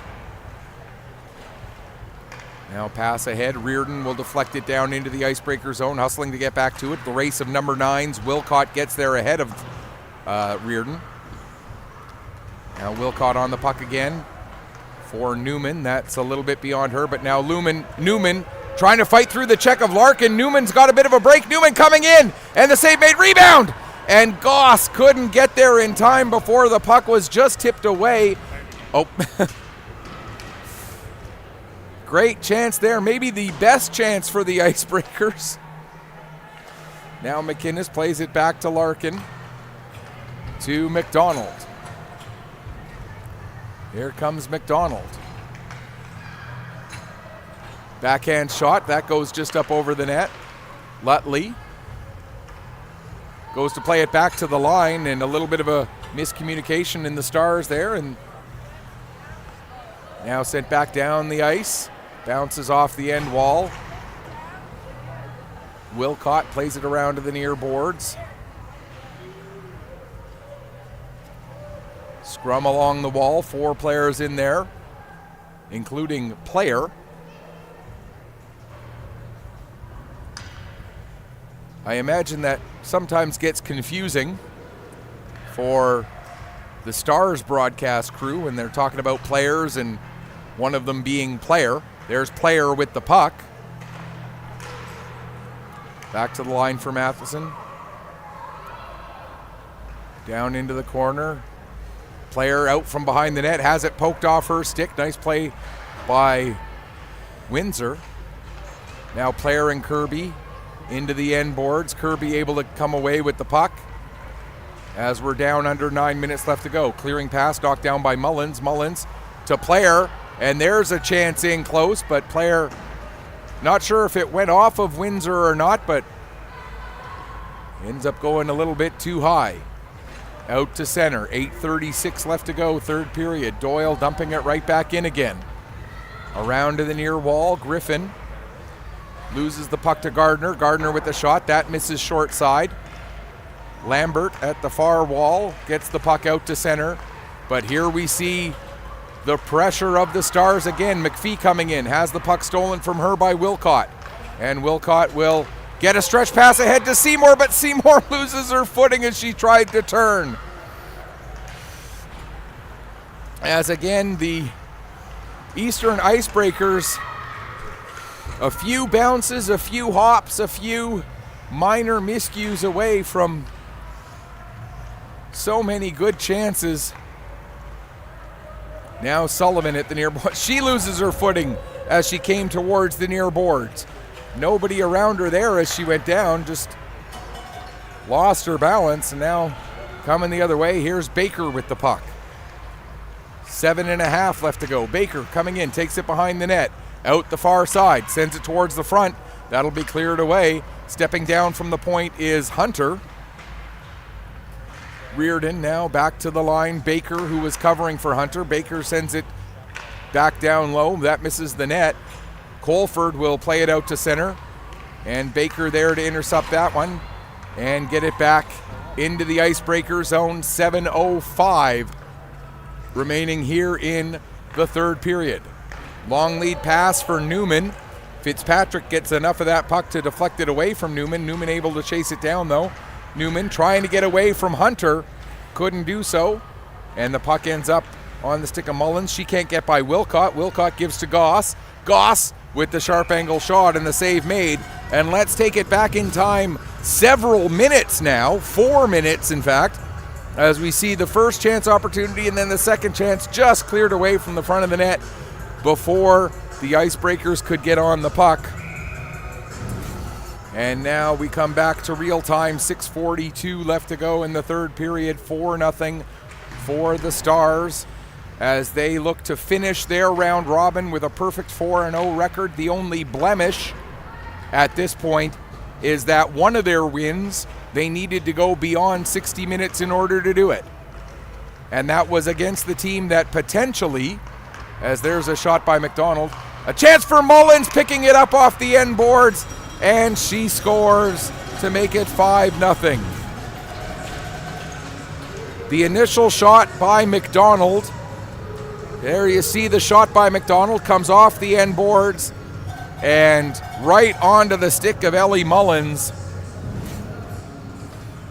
And another one of those situations where I don't know there's a goalie in the world after Windsor turned over the wrong shoulder, and you understand why she turned over the wrong shoulder, because that's the side of the net that the puck went by her on, but it ended up bouncing to the near side as we're looking at it.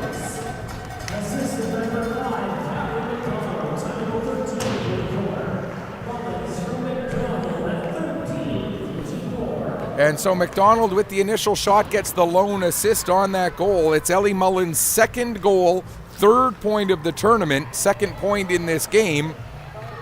Callie McDonald getting her second point of the morning.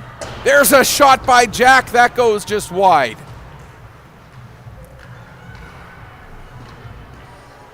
Now Kirby at the line, tries to play it back down low. McPhee will get it over to Lawler. Lawler coming in, trying to get a step around Crocker. Lawler. Crocker staying right with her though. Lawler still with the puck now out front for Reardon. Reardon gets a shot away, that goes wide. 5:10 left to go, third period. Reardon. Baker, back to Reardon. There's a shot, save made. Bouncing puck, and finding it, it's still loose. Now Reardon able to gather it in. Back to the line for Doyle. Matheson near side. Doesn't get everything she wants on that shot as Jack was able to block it. Now here comes Seymour, one-on-one against Doyle. Seymour by herself as the rest of her teammates had been changing. Now Sullivan, who came in off the bench, tries to get the puck back in front for Seymour, but it's deflected away. Baker at the wall. Strong, the captain of the Icebreakers, trying to work her way free, but Doyle will get the puck. Under 4.5 left to go. 5-0 the score line. And the Icebreakers back into their own end. Griffin ahead for Seymour. Lutley picks up. Across to Mullins. Mullins will come out through center. Mullins stepping in, looking to get it to Player, and that pass just doesn't quite connect. Now Mullins. Up the wall to the line. There's a shot by Hunter. That goes off a body and into the corner. Mullins back on it again. Back top for Hunter. Back down to Mullins. Across to the near side, Lutley. Lutley looking to get it down to Player, but that's deflected away. Now a little bit of a back and forth between Hunter and Lutley. Shot ends up going off of Player right to the stick of Strong. Strong will feed Sullivan out to center. Under 3.5 remaining. Hunter with the puck. Ahead for Mullins. Mullins will dump it down into the Icebreaker zone, and the Stars will get a full 5-person unit change. Kirby, her pass just misses Goss. That'll go down the ice, and we'll get an icing call with 3:07 left to go here in the third period. I don't understand why that happens. I hit the pause button and it clicks ahead an extra second sometimes. Doesn't do it every time, just sometimes. Don't get me wrong, I love having this clock feature. It acts weird sometimes. McDonald, her shot, blocked. Puck comes into the near corner. Gardner slow to get up after she went down. Now McDonald a shot. That's blocked by Newman. McDonald gets the puck back yet again. McDonald over into the far corner. In behind the net, Gardner plays it out. It comes all the way to the top of the zone. Larkin, her shot. Save made. Rebound. Puck still loose. Lawler gets it. Plays back to Larkin. Larkin a shot. Deflected! And it goes just wide of the net. Gardner back on it again. As the pressure here by the Stars in this third period has been absolutely relentless. And there's Newman.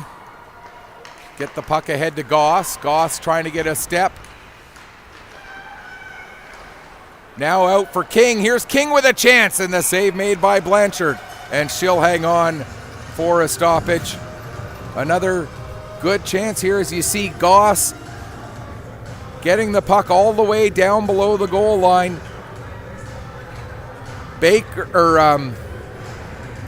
King, who was following up on the play, had some empty space in the high slot. The pass was right there on target, but unfortunately for King, a clear viewing lane for Blanchard to see that puck right in to the middle of the big E in front of the Star on the crest on her jersey. 1:46 left to go here, third period. Baker able to get it down the ice. Colford back to get it. Now Jack up to Lambert. Lambert goes far side with it for Crocker. Crocker will carry across the blue line, fire a shot, goes wide. Lambert picks up. Lambert not able to get the wraparound as Doyle took that lane away. Then Jack with a shot, that steered aside. Down to 75 seconds left to go here in the third period. Stars will finish the round robin with a 4-0 record. Again, the only blemish, they needed overtime to defeat the Northern Subway Selects in that game. But they will go into tomorrow's gold medal game at 12 noon with a perfect 4-0 record on the weekend. They now just have to wait and find out who they'll be playing against. And we know they will be the home team in that game as well, since, of course, they will have the best record of the round robin. Puck comes back to the line, and not able to reach it is Griffin. And here comes Mullins. Mullins on a breakaway. Mullins makes the move, and Mullins scores. And that will make it 6-0, as the Eastern Icebreakers, unfortunately, just running out of gas here in the late stages. You saw in that back check they were trying. They were really putting in the effort, but they just did not have the legs left to get back on the back check and deny Ellie Mullins her second goal of the game, third goal and fourth point of the tournament. And the final score line.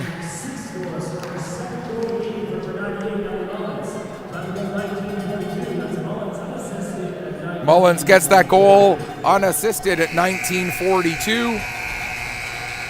And that will do it for our first game of the day.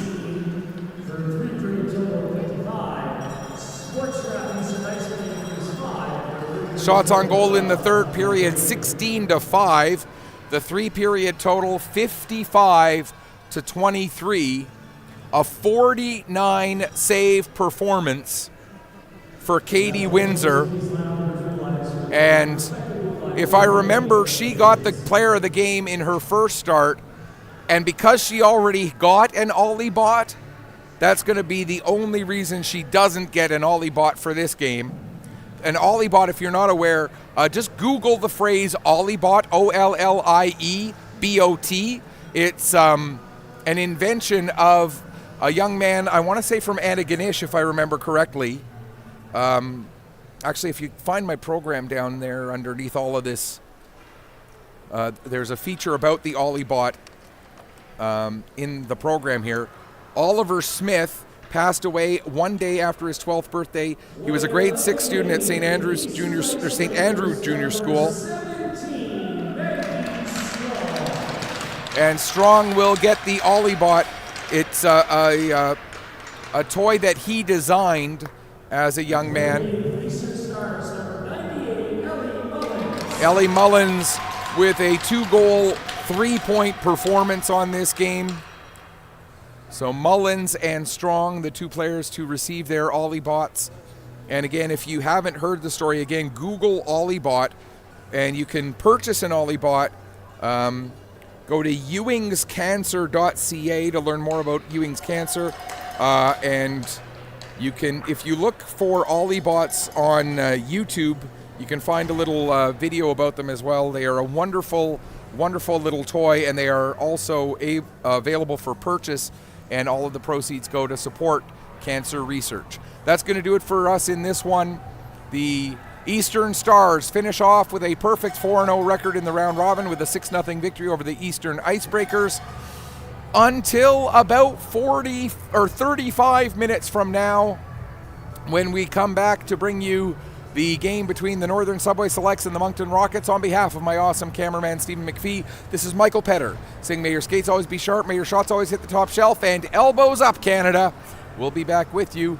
Thank you so much for watching. Enjoy the rest of your Saturday.